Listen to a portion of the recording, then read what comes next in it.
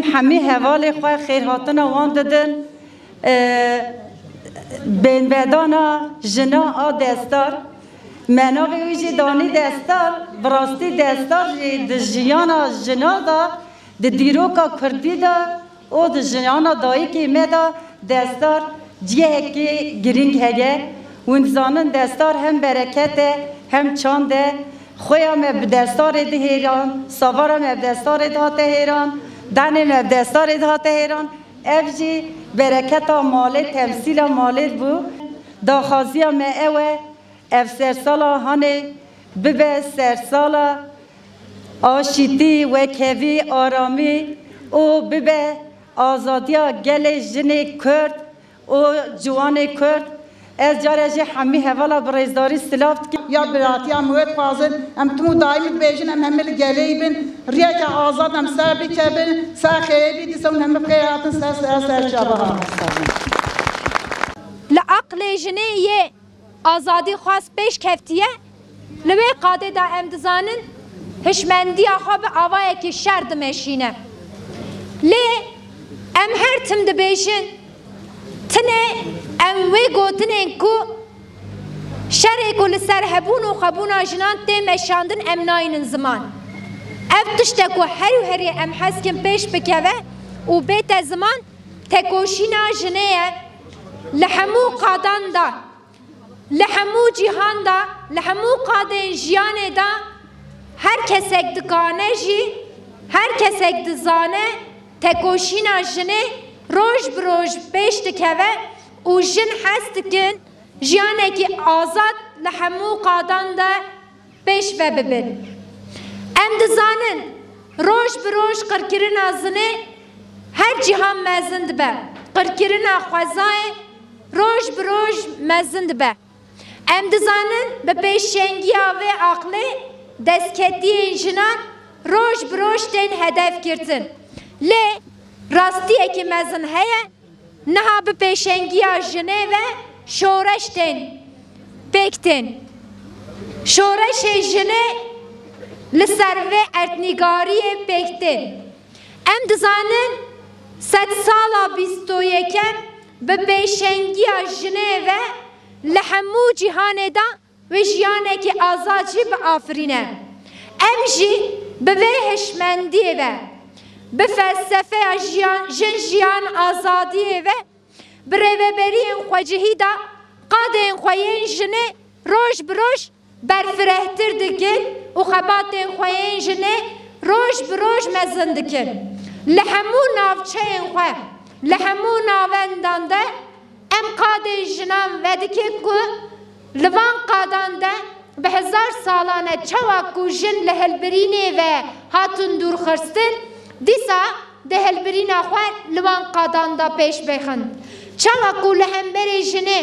tundiyekî qirêj hatiye meşandin di nava van qadan de jin wê xweparastina xwe pêş ve bibin dîsa dê bigihêjin dîroka xwe dê dîsa li nava van qadan de hişmendiya jinê ya azad wê civakê azad bike wê civakê rizbar bike em dizanin 2014 de heya îro di nava rêveberiyên xwecihî de bi pêşengiya hevserokatiyê ve xebatên jinê li herî xurt payî zavayê de dihatin kirin lê mexabin bi destê qayyûman ve yek bi yek ev qat hatin girtin lê xwediyê vê aqlê bila bibînin ku me çawa ku di nava wanê da çardeh şaredariyên xwe jî dest girtin heman tekoşînê ve em xebatên xwe yên jinê jî dîsa heman min tekoşînê ve dimeşînin îro jî di bavayî zavayê de me mala bêhnvedanê ya destar vekir li hemû jinên wanê li hemû jinên payî zavayê ve pîroz be ji bo jinên ciwan pîroz be li ser xwe em spasdarin ji bo hevalê xwe jin ji bo xebatkarê şaredariyê ji bo hevseraka me Muqaddes Qaraqoç û hevserokê me Neslihan Şedal û hemû xebatkaran ام سپاس کن کو ایرو جا عقل جنه لرنگ جنه شارداری ما تخملینن ام سپاسارم بو گلی خواه کو ایرو ام تکارن وان خباتان سایوان دا بمشینن جا فلسفه یا جن جیان آزادی چان بو جیهان همه مکریه مینک ایرو شنده جا سر به فلسفه ام خبات خواه بمشینن از جاره دی و همیان برزداری سلافت کن kentimizi kadın kentleri yapana kadar ilçelerimizde 8 yıllık kayyum gaspında maalesef ki belediyelerimizde kadın kazanımlarına dönük tüm kurumlarımız kapatıldı. Bizler 8-9 aylık pratiğimizle tüm ilçelerimizde, kentimizde, belediyelerimizde kadın kurumlarını, kadın yaşam alanlarını tekrardan hayata geçirdik. Bu anlamda biz kentimizde ve ülkede kadın şiddeti bitene kadar,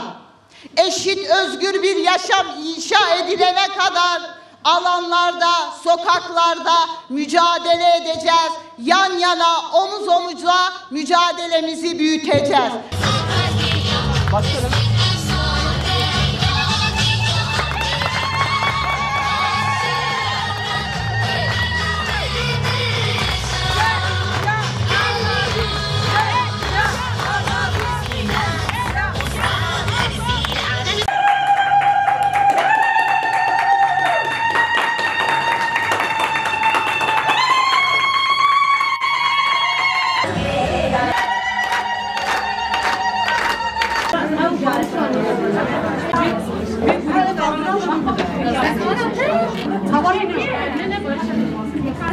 Tamam.